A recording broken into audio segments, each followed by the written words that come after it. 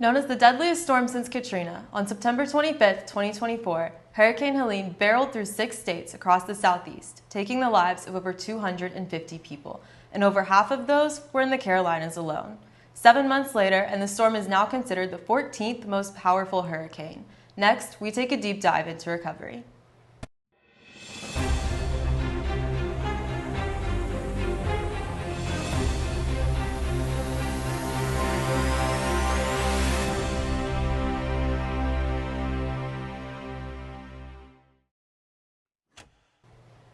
Hello, I'm Lainey Harness.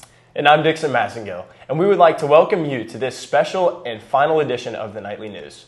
This show will be different from our normal broadcasts, as our team here has created a special look into an event that has affected not only Furman's campus, but the entire Southeast. Helene, the long road back, is a look at the aftermath of the storm. We understand the immense impact that the storm has had on Furman students and families for hundreds of miles around. And we wanted to share the incredible stories of people who are still recovering from the storm's devastation. So we sent all our reporters out across the region to share stories of resiliency, both on and off campus. We begin in Asheville, in the River Arts District, known for its vibrant and creative community. It was devastated by the waters of the Broad River when Hurricane Helene came through. Artists faced some major setbacks financially, emotionally, and physically. Sidney Lyn reports on how small businesses and artists are still working to rebuild. I'm here in Asheville, North Carolina. Right behind me is the River Arts District, and this place serves as a symbol of charm and community within Asheville. After the most recent Hurricane Helene swept through, it was faced with a storm of uncertainty, especially for its small businesses. $78.7 billion in damages, making Helene the 7th costliest Atlantic hurricane on record. More than 200 working artists watched their businesses and aspirations go underwater.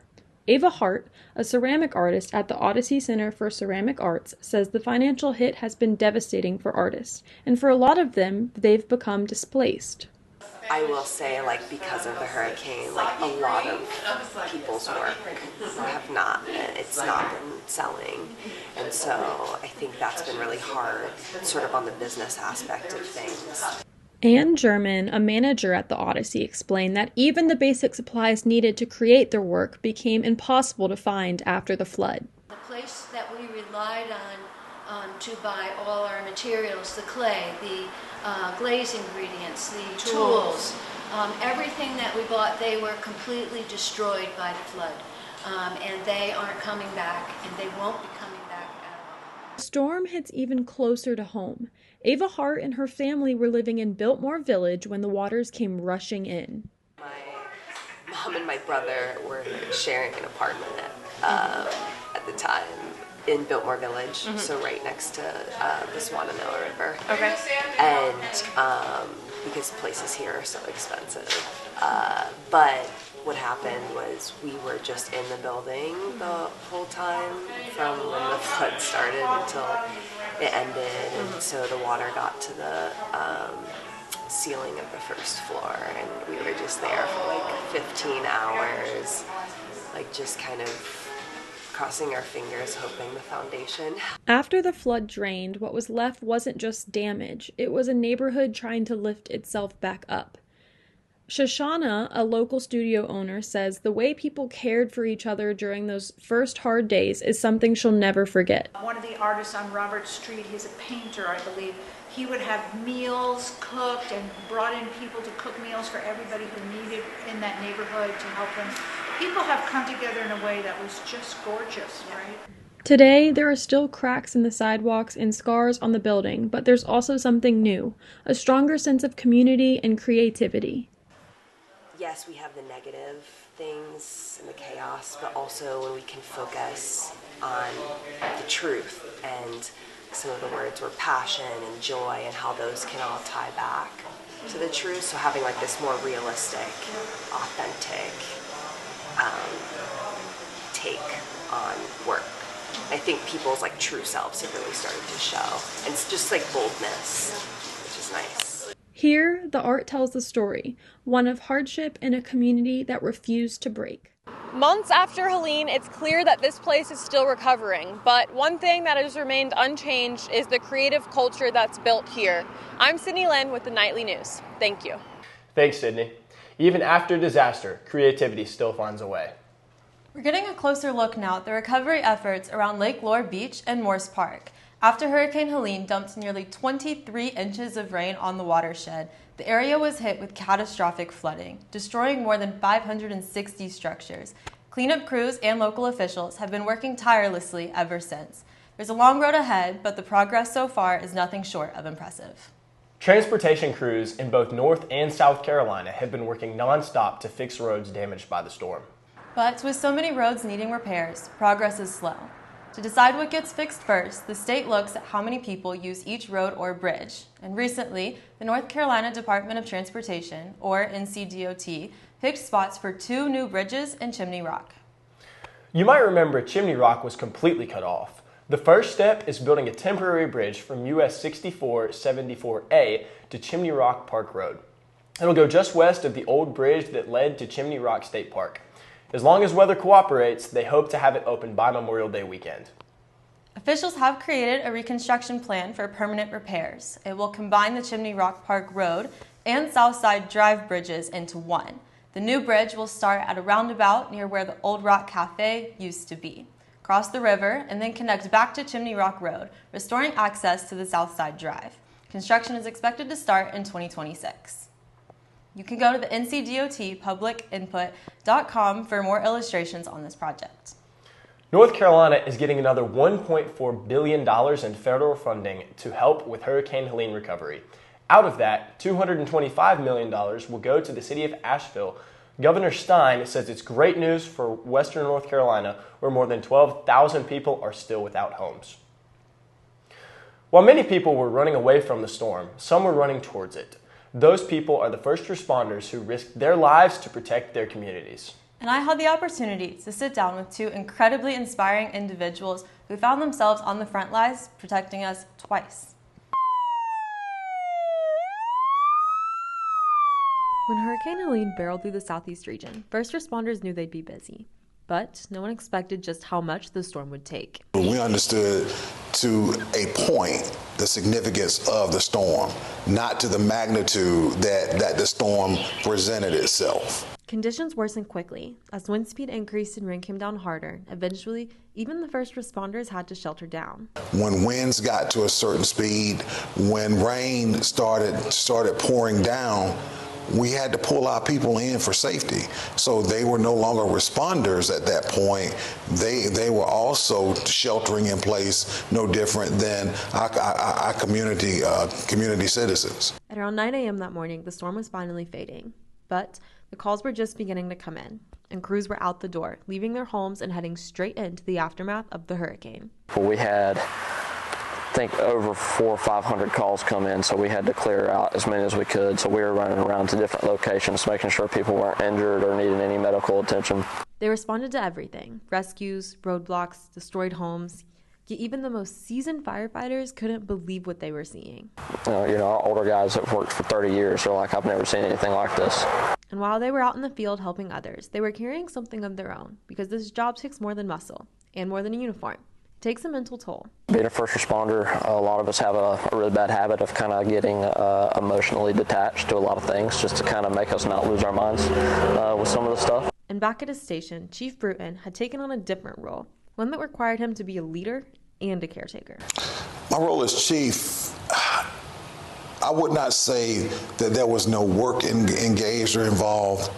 I was more of a liaison between the community and our team members, a liaison between our city leadership and our team members, but more so moral support, moral guidance. There was times I was actually cooking for our team members.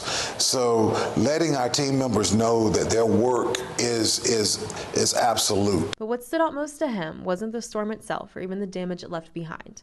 It was how his team stepped up to the plate, both for the community and each other. We have different roles, responsibilities every day that our job says, our job task unit, our job description says this is what we do. During that portion of time, people put their job descriptions aside and looked at their humanistic part of what they are. I know my job is this. What else can I do to help our community get back to where it's at? Just as crews began to catch their breath, another emergency hit. Months later, there's still debris remaining from Helene. And it didn't take much but some dry weather for wildfires to quickly scorch nearby mountains. It sent first responders back to the front lines, but this time to fight the flames. We'd drive down a gravel road, and you'd look up to your right, and like the entire mountain would be on fire. But we're going somewhere completely different to handle another situation on the other side of the mountain. The experience was surreal for most, and the environment was unlike what most crews had ever seen. The world looked different up there. Stuff was burnt. The sun looked red because of all the smoke in the sky, and it was just, something that you don't really see every day. It wasn't the kind of firefighting they were used to or even trained for, but they adapted because to them, it's not just a job. It's an honor and a responsibility that they take seriously. We respond in a manner when the bell rings, when you see the lights and sirens moving down the road. We're responding because someone needs assistance, especially in a time of danger and a time of unknown, such as a hurricane. And they're going to do the job. And they're going to make sure that whatever is done, they're going to do it to the best of their ability. And even after the lights go down, the trucks return and the gear comes off. That sense of purpose sticks with them. A lot of us, it was hard work, but a lot of us enjoyed being up there. That's our job. So the hardest part isn't always the storm. It's what comes after. The winds are gone, the fires are out, but the recovery is far from over. And again, that was Chief Pierre Bruton with the City of Spartanburg Fire Department. It was truly such a pleasure talking to him. And if you'd like to watch the full interview, you can head to the Nightly News YouTube channel. But for now, we want to take a second to just thank those first responders for risking their own lives to protect ours. It's a hard job that can take a really big mental toll. Absolutely, especially in a storm where so many of us were deeply affected and still deal with the aftermath and the memories. I had the chance to speak with someone affected by the storm and find out how they have been managing the pain they still feel. In addition, I had the privilege of speaking with a mental health professional who has seen and heard firsthand the mental damage that the hurricane has done to so many students on Furman's campus. Everyone deals with trauma in their lives. The source of the trauma varies for each individual, but the results are oftentimes the same. In our world today, we see traumatic events taking place day in and day out all over the country and the world. The effects of an event or incredible catastrophe can be devastating. This past year, the United States as a whole witnessed one of these events unlike anything the Southeast has seen in decades. The catastrophe was Hurricane Helene. The event proved to be deadly, violent, and unforgiving, claiming countless lives and billions of dollars in property damage. To say this was a traumatic event would be an understatement. Millions of people were affected by the storm's power and size, losing not only their homes, but family members and friends as well. Losing anything in an event of this magnitude can be traumatizing, and Jakeman Pendleton had one of these experiences. We lived in a pretty wooded area, so with all the high winds, it wasn't a surprise that a pretty big tree fell on my car. Yeah, so we definitely had a lot of flood damage because we also lived next to a creek, and that rose up pretty high. Just finding a new place to live is stressful. a lot of other people have the same situations too, so people are kind of scrambling. I wasn't able to be there with my family, but I know that they went through a lot, and obviously they tell me what's going on, and what affects them also affects me. Jakeman was one of countless others that experienced displacement due to the hurricane. Dealing with something like that can be immensely difficult. This difficulty is something that Dr. Gardner at the Trone Center for Mental Health understands well. We were on the phone talking about students who were impacted in Asheville. Several members of the Student Life team was reaching out to those students to see what they needed. Mm-hmm. So I knew that was going on. I knew that level of care, not mental health, but just holistic care, right? What is needed? What does our campus need? The perspective of a professional can be incredibly helpful when trying to understand how someone thinks and processes things after an event like Hurricane Helene. We were, of course, concerned about what the impact would be to mental health, right? The unpredictability of a devastating storm will have residual effects because storms don't come often, right? And they're usually not this devastating. So what does that mean about the sense of control that people feel in their lives when suddenly there are climate events that are so out of control? Dr. Gardner has been a guide for so many who have been dealing with all kinds of mental health issues, especially in the aftermath of the hurricane. Her job is very important to the Furman community and to all the students that go here. But not only has Dr. Gardner helped many students, but the entire campus has jumped in to support as well. Collaborate regularly to support students in any way that they need. As you know, for a college student, the university campus is their home. So we worked together to make sure that students who were facing devastation at home were still able to function on campus. Think of it as, okay, I'm worried about and I'm saddened by what's going on back at home, but while I'm here at school, I still have my friends, my community, my life, my future. Many doctors nationwide have been tasked with being a light for so many people that have been affected by Helene. If you or someone you know is struggling with how to deal with the aftermath of the hurricane or anything else, you should encourage them to reach out to a mental health professional. While Hurricane Helene was a tragic event, many people stepped up for one another and showed support to one another in any way that they could. We all know someone who was deeply affected by the storm, and we have all been the shoulder they needed to cry on, just like Dr. Gardner and so many others. It's really inspiring to see so many people showing their support for those affected by the storm.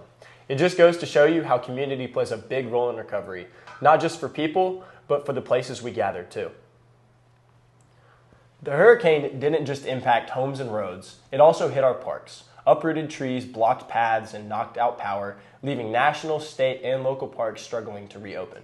Yeah, and according to the National Association of State Park Directors, in South Carolina alone, 28 of 48 state parks were closed. And our Clancy Carter is taking a tour of several parks to see how the landscape has changed.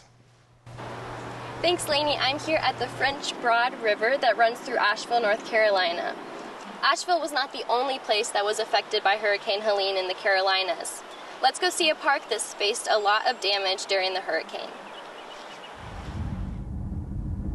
According to NOAA, Hurricane Helene dumped about 40 trillion gallons of water, about half of which was in North Carolina alone.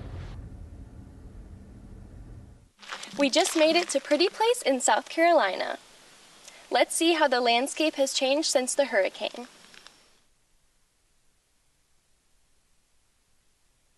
We are now at Fred W. Sims Chapel, where just 6 months ago Hurricane Helene swept through.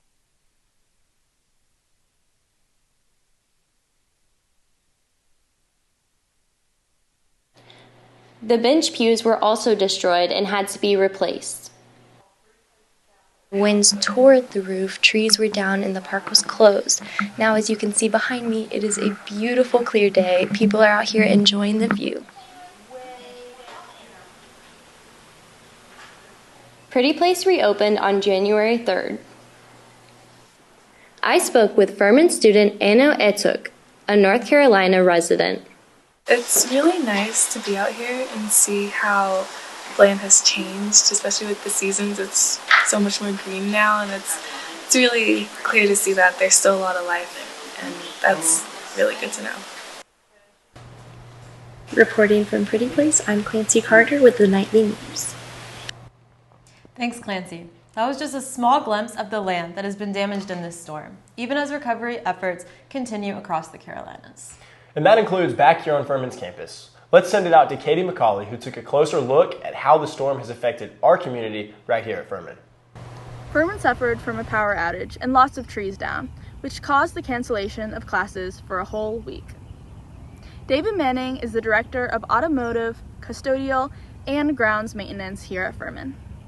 Yeah, so I've been here 25 years, and we've seen a lot of storms, ice storms, hurricanes in the past that has come through this area, and nothing has been like Helene.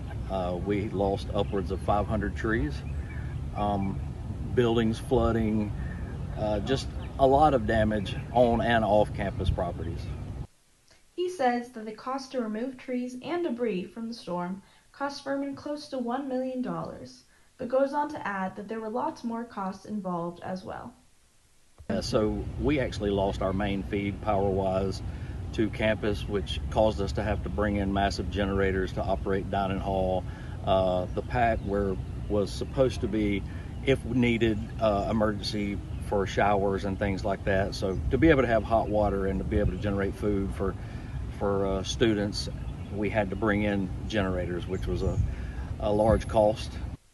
With no power and trees down everywhere, many Furman students went back home for the week, while the university and surrounding areas got back up and running. But unfortunately, not every student was able to do that. Reagan Cheadle, a junior at Furman, has lived in Asheville, North Carolina her whole life. River Arts District, which was completely flooded, is where I took my prom photos. Like, it is, all of that is where I grew up, and just seeing the videos of all of that, and then after that thinking, oh my god, my family, because they weren't able to reach me at all for, I think it was 48 hours, was the first time my mom actually was able to like contact me, and it was only like a quick phone call being like, hey, I'm fine, the dogs are fine, the cats are fine, everything's fine, bye, click, that was it. Reagan says that she wasn't even able to have an over 30-second conversation with her family until 1 week after the storm. No contact, seeing all of this on the internet, not hearing from my family, my mind immediately went to the worst, because at that time my parents, our house was not brand new, it was from like the 80s, so my mind immediately went to the worst of a tree or multiple trees fell through our house, you know, possibly hurt my dad, possibly hurt my mom, possibly hurt my animals, or thank God it didn't, but possibly it killed someone. Like, that is immediately where my mind went to. Luckily, Reagan's family was fine, and there was no severe damage to the house. However, with still no water, Reagan's family had to come visit Furman to take showers. With many areas of South Carolina and North Carolina out of power or water for weeks, Furman was lucky to be able to get back to normal after just 1 week. However, there are still very many lasting effects of the storm, and according to David Manning, the cleanup process from Hurricane Helene has only just come to a close, with the cleanup lasting from October to April. It's an event we won't soon forget. We want to send a heartfelt thank you to all of those who helped clean up after the storm and who kept our campus safe. The storm also affected many athletic programs across the Southeast, delaying some teams and even preventing some from competing. That's right, and even as Dixon could tell us, the Paladins were no exception. Our own Grant Robinson had the opportunity to speak with some athletes whose seasons were affected by the storm. Hurricane Helene was a devastating storm that impacted countless families, and its effects reached even further, disrupting sports teams in the middle of their seasons. I had the opportunity to speak with some athletes right here at Furman whose seasons were affected by the storm. I would say it was a unique time because we weren't sure if we were going to play a game, but we were operating and practicing as if we did have a game coming up. We didn't have any film to watch, so it's just interesting to see how on the coach's side they could keep us locked in, and on the player side we could keep practicing as if we still had a game. While many Furman students were able to leave campus, the football players had to stay behind and adapt to unprecedented living conditions. The biggest thing was just the no power for me.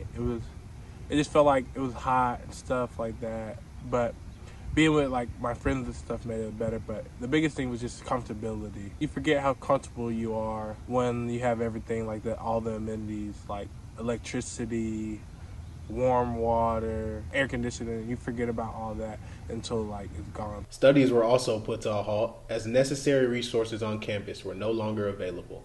The academics was super hard because, like I said it earlier, just like the no electricity and stuff, scrambling for assignments because you didn't know how long you were going to be without electricity and stuff, and just like all that unknown was making it difficult. The academic side wasn't fun.